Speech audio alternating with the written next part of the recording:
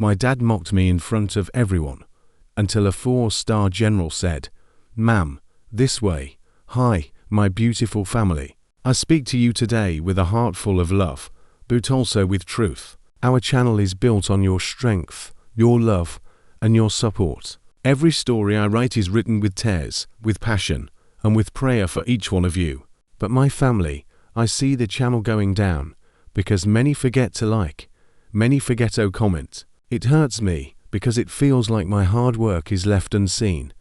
I ask you today, not just as a creator, but as your brother who truly loves you, please whenever you watch, give your love back. A simple like, a simple comment keeps this family alive, keeps our light shining, and gives me the power to bring you more and more beautiful stories. May God bless every woman in this family with honor, with dignity, and with unshakable strength. May every man be blessed with wisdom and respect. May our children rise higher than mountains, and may every home be filled with endless love and peace. Amen. If your heart is true, write present. If your love is real, write in the comments where you're watching from. I never thought I'd stand in a room full of generals, admirals, and decorated officers, feeling smaller than a coffee stain on a white tablecloth, but there I was, 18, in a suit that swallowed me whole, shaking hands I wasn't sure I wanted to shake, and praying that somehow, my father wouldn't make me the center of attention. Of course, he did. Can you believe she still can't even get a proper salute right? He said, loud enough for half the room to snicker. I froze. My cheeks burned, my stomach sank, and for a split second, I seriously considered vanishing through the polished marble floor. Some people laughed politely, others barely hid their smiles, and there I was, caught between wanting to disappear and wanting to punch him right in his smug face. This wasn't a one-off. My dad had been undermining me for as long as I could remember. Little jabs, public corrections, comparisons to my perfect older cousin. Always the golden child. And here I was, his favorite target in front of an audience that mattered, a room where every glance felt like judgment. Then he happened. A tall man in full dress uniform stepped between me and my humiliation. For stars gleaming under the chandelier light, his voice cut through my froth of the smugness like a scalpel. Calm, commanding, precise. Ma'am, this way. Just like that. The laughter stopped. I shifted. The atmosphere changed. And suddenly, I wasn't invisible. It was one of those moments where you realize two things at once. The world isn't entirely against you, and your father's arrogance has a ceiling. I had no idea how far this was about to go or how satisfying the payback would feel, but for the first time, I caught a glimpse of justice, patience, and inevitable, waiting just around the corner. Ever felt like your own family is rooting against you in public? Yeah, me too. And if you think this is just some awkward teenage embarrassment story, trust me, it's only the opening scene. Hey, if you love stories where justice isn't just served, it's precise, satisfying, and cinematic, hit subscribe. These videos take hours of writing, editing, and emotional recovery from second-hand rage, so your support seriously means the world. Growing up, I learned early that being noticed wasn't guaranteed.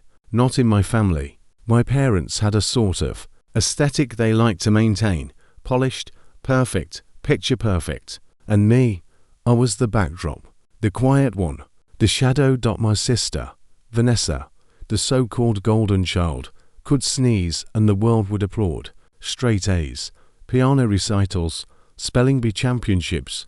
She collected attention, for it was courtesy. Me, I collected lessons in subtle dismissal. At dinner, she would announce her achievements, while my small victories, the science fair ribbon, the art competition, were met with a nod, so faint it could have been a hallucination. Good job, Ellie, my mother might murmur, almost reluctantly, before turning back to Vanessa's elaborate story about winning first place at a citywide recital.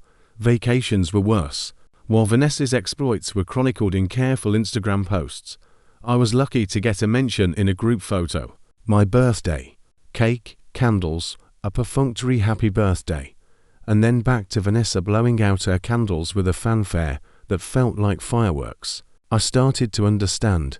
My family didn't see me the way I saw myself. They didn't notice the hours I spent practicing, the late nights I poured into school projects, the little acts of kindness that went unrecognized.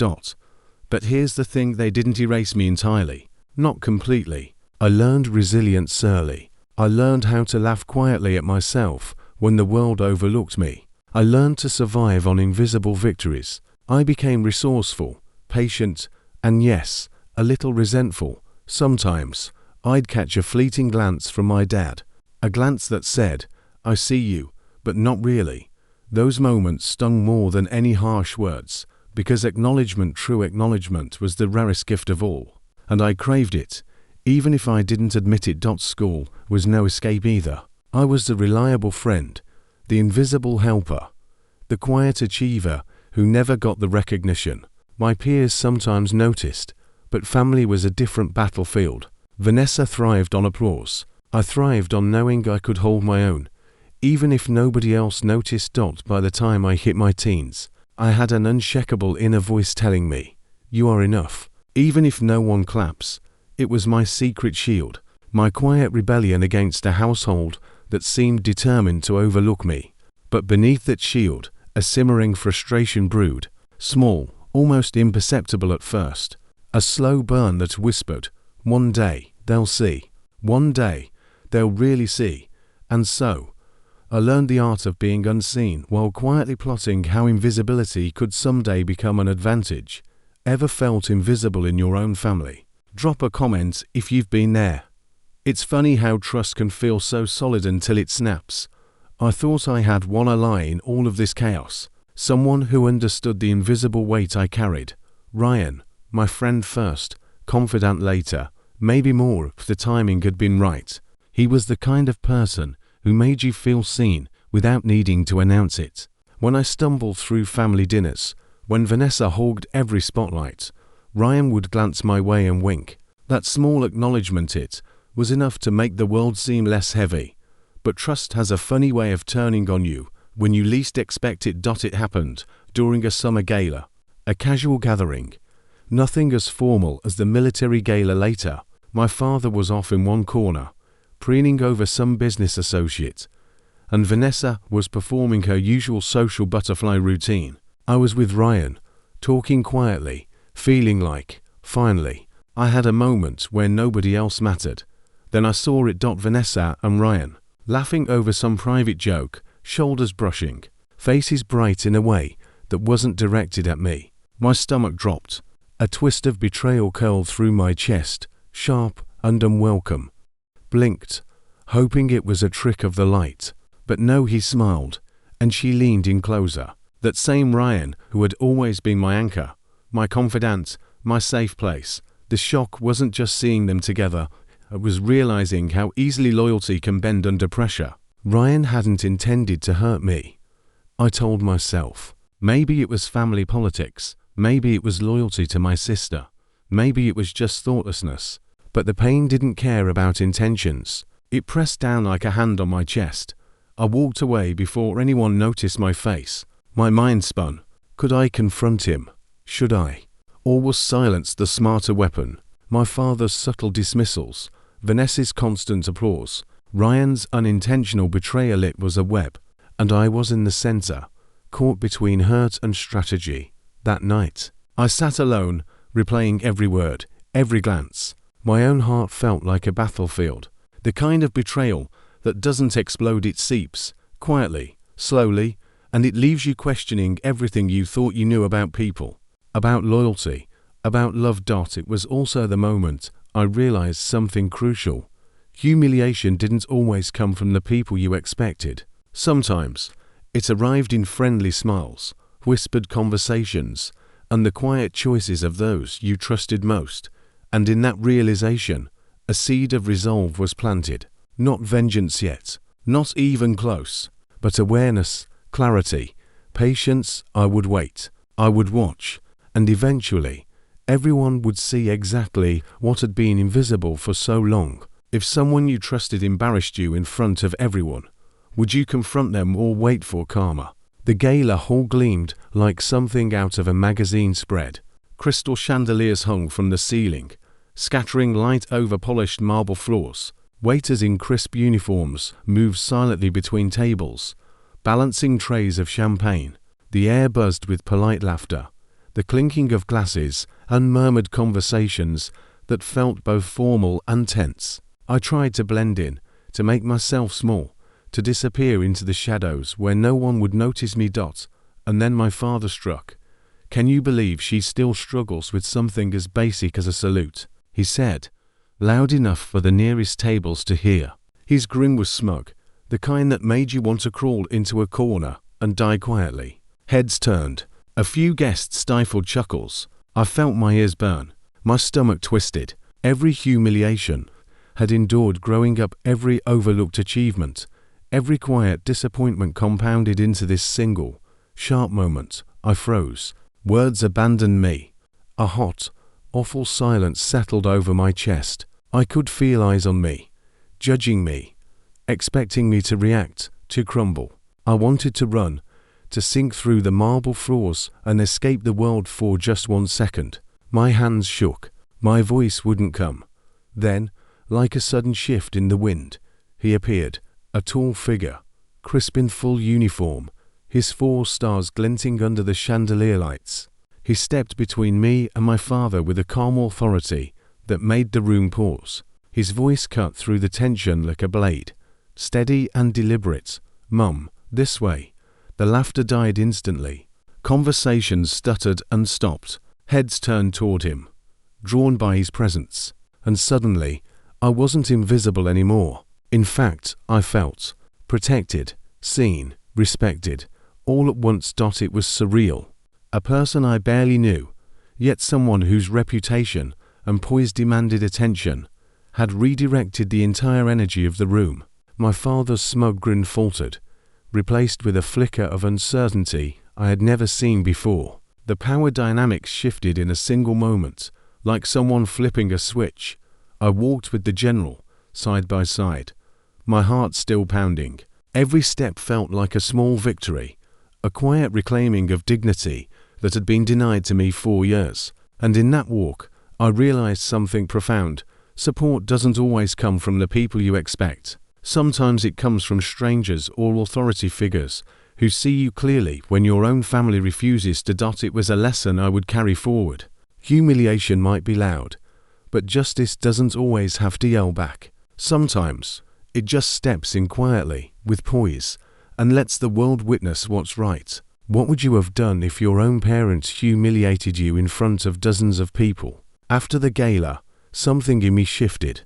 The sting of humiliation didn't fade overnight, it simmered, quietly, like a fire waiting for the right moment. I could have reacted impulsively, screamed, stormed out, or confronted my father in public. But I realized something crucial. Patience is the most underrated weapon. And if I played this right, the payoff wouldn't just be temporary, it would be undeniable. So I started observing. I listened.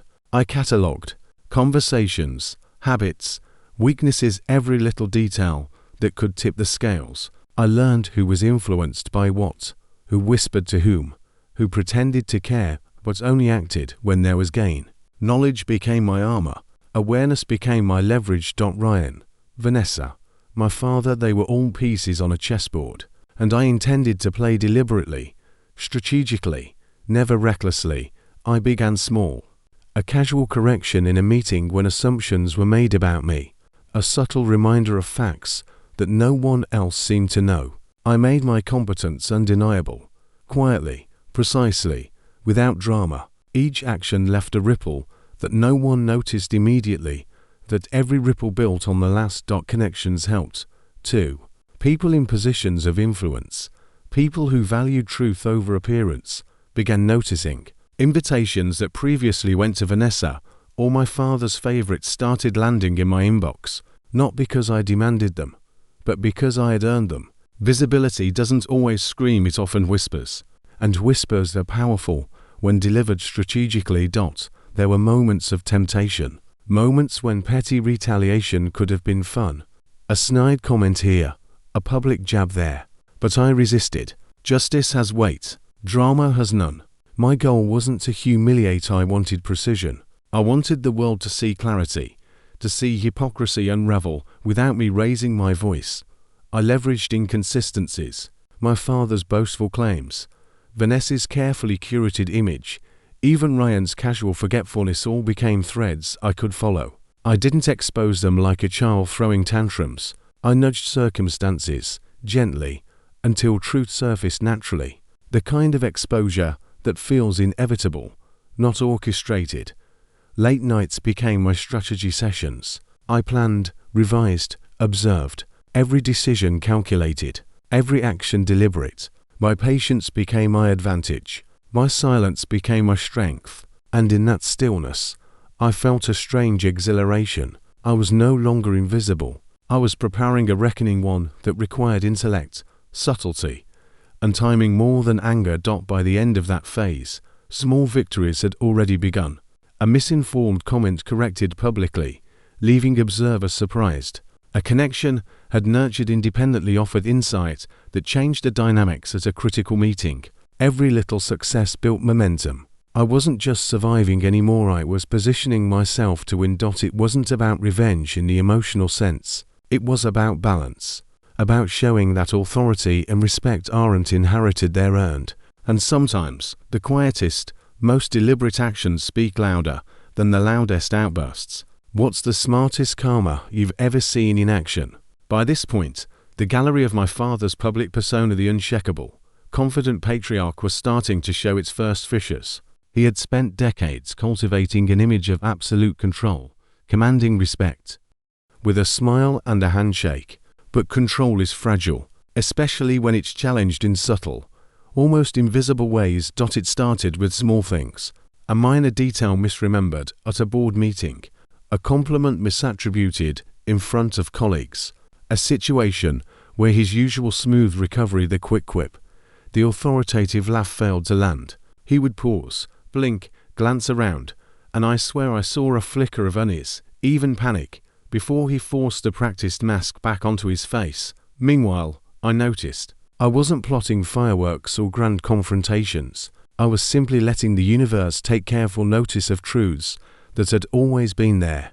When a client praised a proposal I had quietly crafted, the acknowledgement stung him more than any words I could have said. When an old family friend commented on my competence, attributing it to my own initiative rather than my father's supposed guidance, I felt the subtle shift. Recognition doesn't roar. Sometimes it whispers, and in whispers, reputations crumble. The cracks widened in social settings, too. At a gala, a mispronounced name, a delayed introduction, tiny missteps that would have gone unnoticed if he had been the confident, untouchable figure he pretended to be. But now, the room was beginning to sense the imbalance. People noticed when someone who had long been silent suddenly spoke with authority. I noticed, and I quietly relished the symmetry of it all. Behind closed doors, the tension was palpable. My father's voice carried a sharp edge I hadn't heard in years, cutting into the air like a brittle whip. "Ellie, why didn't you mention this sooner?" he demanded during a family planning discussion. I simply met his gaze and answered evenly, calmly, and truthfully. No hesitation, no trembling, just quiet competence. It was remarkable how quickly his frustration escalated when it could no longer be masked with charm. Even Vanessa began noticing. She would shoot me a glance during family gatherings, a flash of uncertainty, a recognition that the narrative was shifting. Ryan, too, seemed to step back slightly, a silent acknowledgement that the old rules no longer applied. It was subtle, almost imperceptible to anyone else, but I felt it. The tide was turning, and it was turning without a single shout, without any spectacle, publicly. My father still tried to maintain his poise, but each time he faltered. Every attempt at regaining control looked strained, artificial. His smile didn't reach his eyes. His confidence seemed rehearsed, and I realized then something I hadn't fully grasped before. Power is often an illusion. All it takes is patience, clarity, and strategy to reveal the cracks that lie beneath. I didn't need to confront him directly, not yet. Let the event speak. Let his image unravel in front of those who once idolized him. Let him watch, helpless, as the respect he had always taken for granted quietly shifted. It was a rare kind of justice, deliberate, controlled, precise, and it tasted sweeter than any rash retaliation ever could. Should she confront her dad directly, or let events speak for themselves?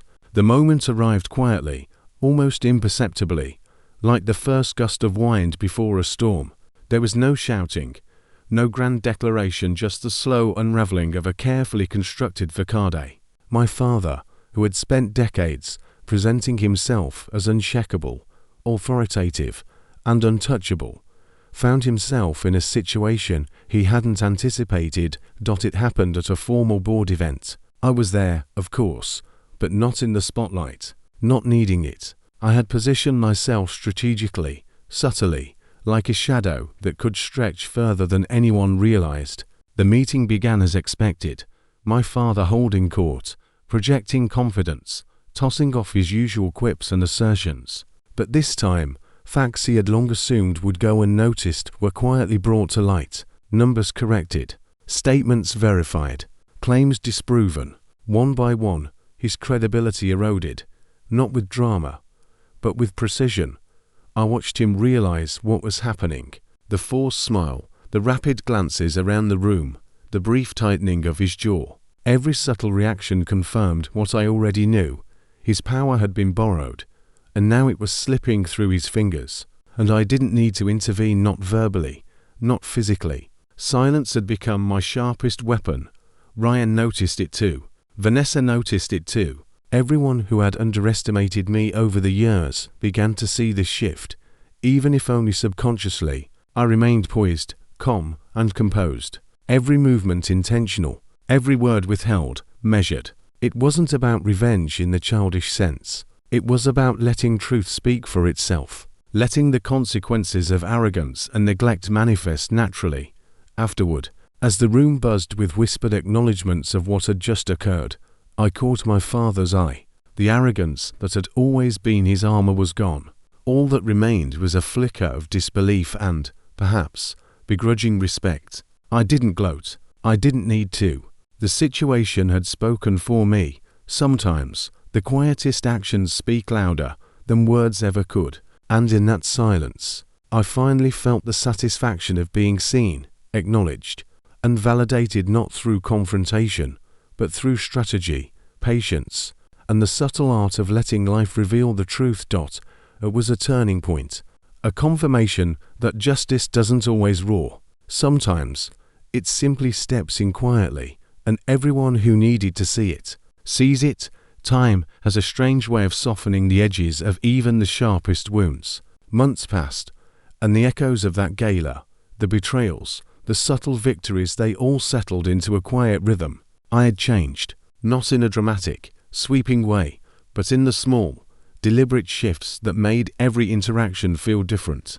Confidence, once borrowed from hope and stubbornness, was now intrinsic. I walked into rooms and owned my presence, not loudly, not aggressively, just undeniably. People noticed. Mentors who had once dismissed my potential began to include me in decisions, seeking my insight and respecting my perspective. Ryan, who had once wavered in loyalty, now approached me with a kind of genuine regard. Even Vanessa, in fleeting moments of awkward acknowledgement, seemed aware that the landscape had shifted.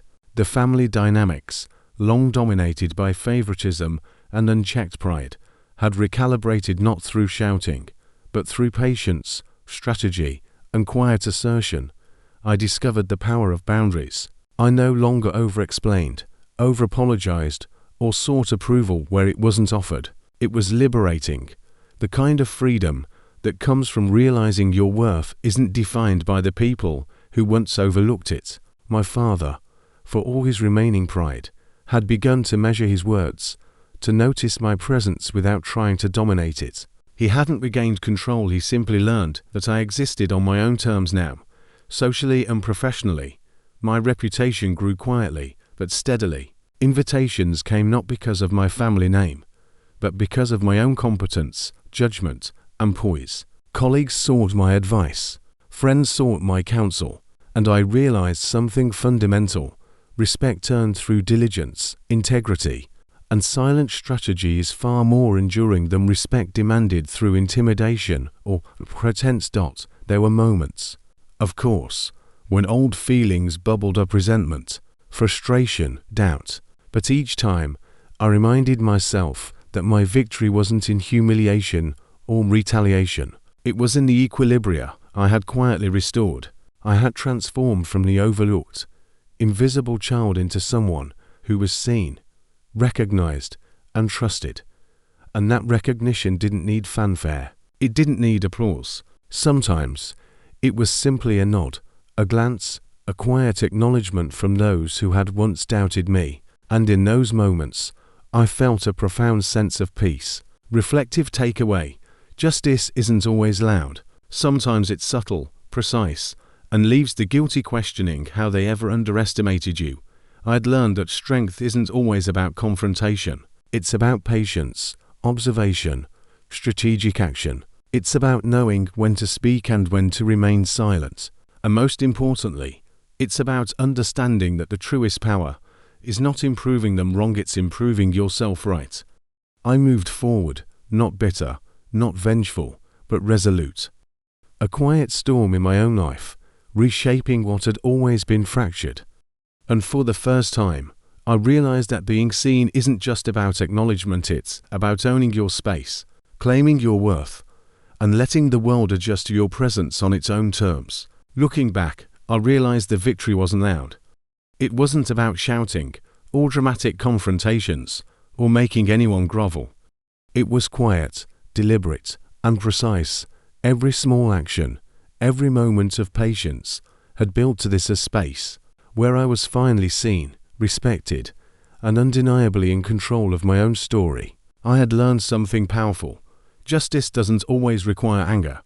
Sometimes, it's about observation, strategy, and letting circumstances reveal the truth. The people who once underestimated me, they didn't need to be humiliated. The universe did the work, and I simply let it unfold. That's the kind of victory that lasts. And me. I moved forward with dignity, carrying the lessons of patience, resilience, and quiet strength. Relationships shifted, boundaries held firm, and respect real. Earned respect replaced the chaos of past humiliation. I wasn't just surviving anymore, I was thriving. If this story resonated with you, if you felt that second-hand satisfaction, or maybe even a bit of empowerment, it's why we tell these stories. To remind ourselves that being strategic, patient, and true to your own path is far more powerful than any public confrontation. If you found this story as cathartic as I did, hit like, comment your thoughts, and subscribe. Bringing these stories to life takes hours of research and storytelling, and your support helps us keep sharing the best tales of justice served. Because sometimes, the quietest victories echo the loudest, and that echo, it's yours to carry.